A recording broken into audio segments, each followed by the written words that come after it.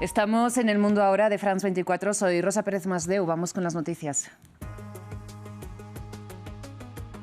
En Siria, grupos insurgentes cortan la vía entre Alepo y Damasco en medio de los ataques contra el ejército sirio que empezaron el miércoles y en los que han muerto más de 200 personas, entre ellos un oficial de la Guardia Revolucionaria de Irán. Frágil la tregua en el sur del Líbano. Israel bombardea una instalación que atribuye a Hezbollah, mientras Hezbollah y el ejército libanés acusan a Israel de violar el cese el fuego.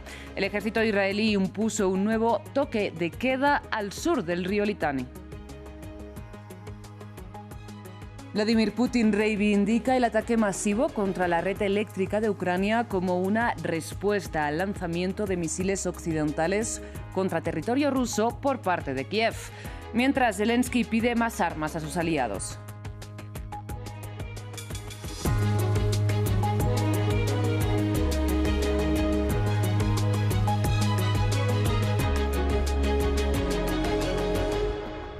Iniciamos las noticias en Siria, donde grupos rebeldes retomaron los combates contra el ejército sirio de Bashar al-Assad en la región de Alepo. Los ataques estallaron ayer miércoles y ya han muerto más de 200 personas en ellos, según el Observatorio Sirio para los Derechos Humanos. Resurgen así los enfrentamientos, en cierto modo congelados después de años de guerra civil con fuertes intereses e implicaciones regionales y también internacionales. Ahora, para analizar lo que sucede en Siria, conectamos con Farid Kahat. Él es profesor de Relaciones Internacionales de la Pontificia Universidad Católica del Perú. Farid, muchísimas gracias por acompañarnos esta tarde en France 24. Le pido que antes de abrir la mirada al análisis, a las implicaciones internacionales de lo que sucede en Siria, hablemos de quiénes son en concreto estos grupos que están protagonizando estos ataques. Son básicamente dos coaliciones, una, integrista islámica, algunos dirían yihadista, Hayat Tahrir al-Sham, o Frente o Comité de Liberación del Levante, cuyo núcleo está formado por exmilicianos del Frente al-Nusra, que era la base siria de Al-Qaeda. En teoría han roto esa afiliación, pero eso es algo que muchos cuestionan. El segundo conglomerado, con un rol bastante menor, el Ejército Nacional Sirio, incluye guerrillas auspiciadas por el gobierno de Turquía. El primero es un grupo que tuvo en el pasado auspicio de países del Golfo Pérsico, y aunque parezca difícil de creer en su momento, tuvieron también nexos con Israel, que prefería estos grupos en la frontera con Siria que al ejército regular sirio. Bien, nos hablaba usted de las vinculaciones con Turquía, en cierto momento también con Israel, con este brazo en la zona de Al-Qaeda.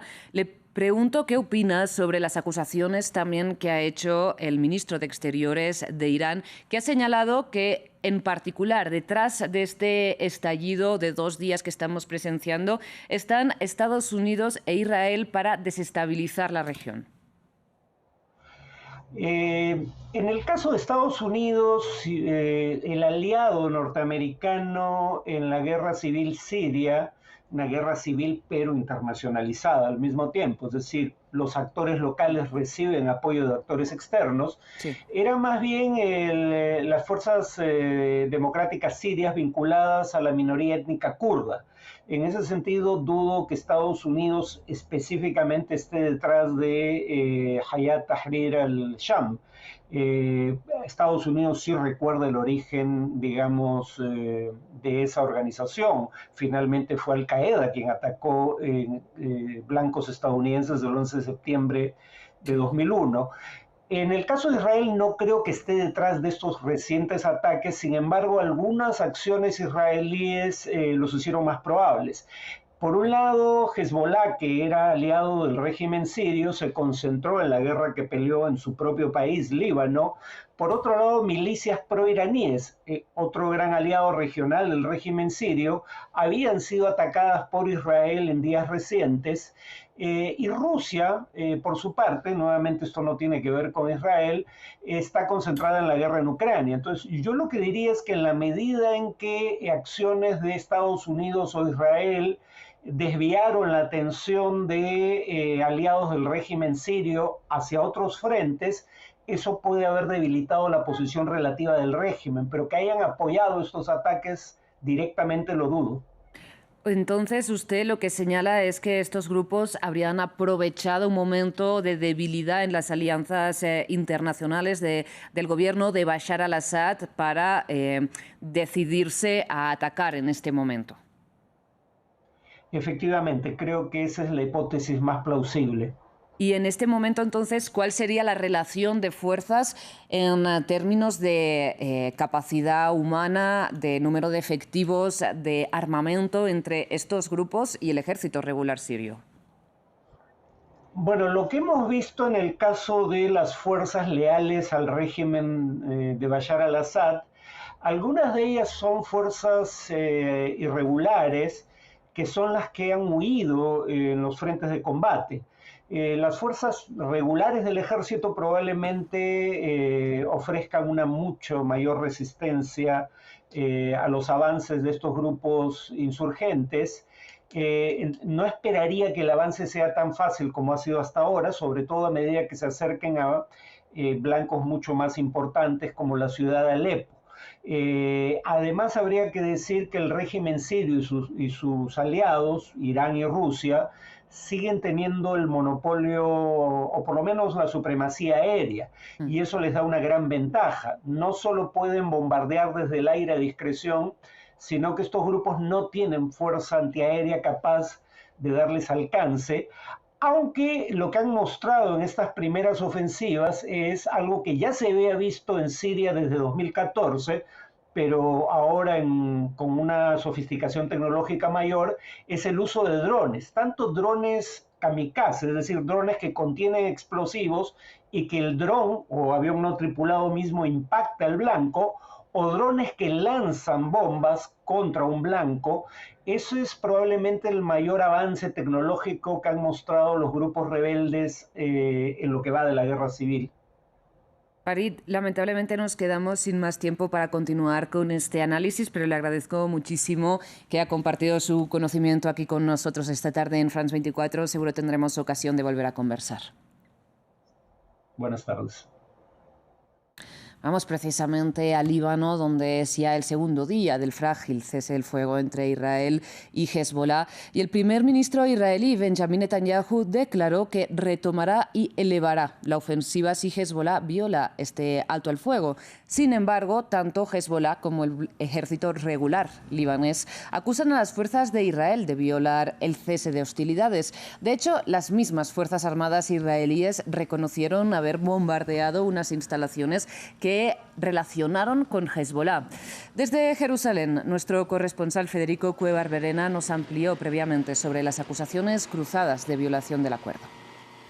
Sí, es una tregua, o mejor dicho, estas acusaciones cruzadas revelan la fragilidad de una tregua que en gran medida, más allá de los términos escritos, se define con lo que sucede en el terreno. Bien lo marcaban que el ejército libanés ya ha denunciado que en varias ocasiones en estos dos primeros días de tregua Israel ha violado los términos del cese al fuego con incursiones aéreas y ataques de diferentes tipos. Hoy también Israel confirmó haber atacado por primera vez con aviones de caza desde la implementación de esta tregua.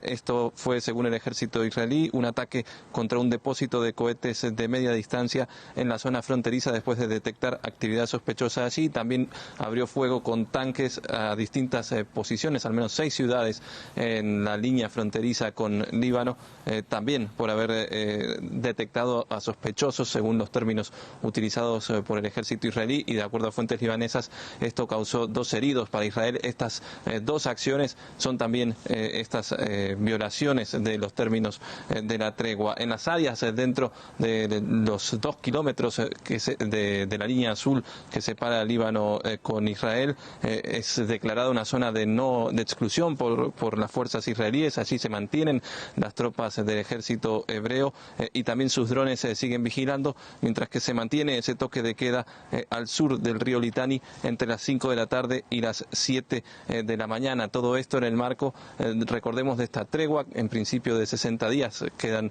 58 por delante, plazo en el que el ejército israelí tendrá que retirarse de esa zona del sur del Líbano. Tampoco podrá rearmarse allí Hezbollah y a partir de entonces se cimentaría un cese al fuego más permanente, siempre y cuando estas distintas violaciones no sigan creciendo. Entre tanto, en la Franja de Gaza, el ejército de Israel mató al menos a 21 personas en nuevos bombardeos contra distintos puntos del enclave palestino.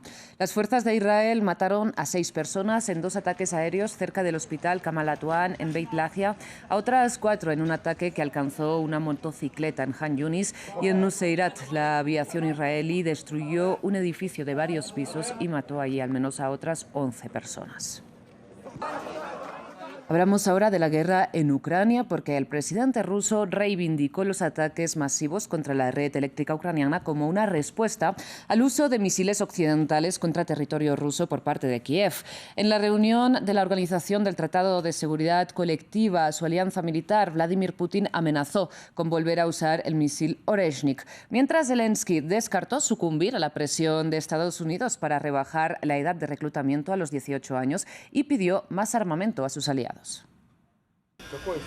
Rusia golpea duramente la capacidad energética de Ucrania. El ataque masivo, el segundo de este tipo en menos de una semana, ha dejado a más de 1 millón de hogares sin electricidad. Esto ha dicho el ministro de Energía de Ucrania.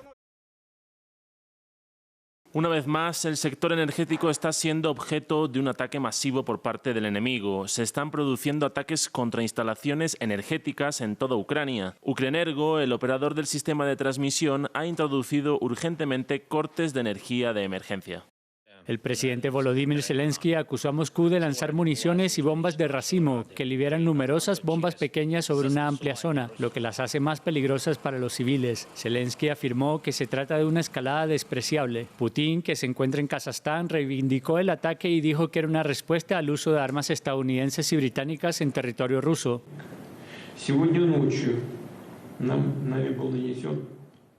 Esta noche hemos llevado a cabo un ataque integral utilizando 90 misiles y 100 drones. Fueron alcanzados 17 objetivos. Se trataba de instalaciones militares, instalaciones de la industria de defensa y sus sistemas de apoyo. Repito una vez más que estos ataques de nuestra parte tuvieron lugar también en respuesta a los incesantes ataques en territorio ruso por misiles estadounidenses y sistemas de misiles ATAK.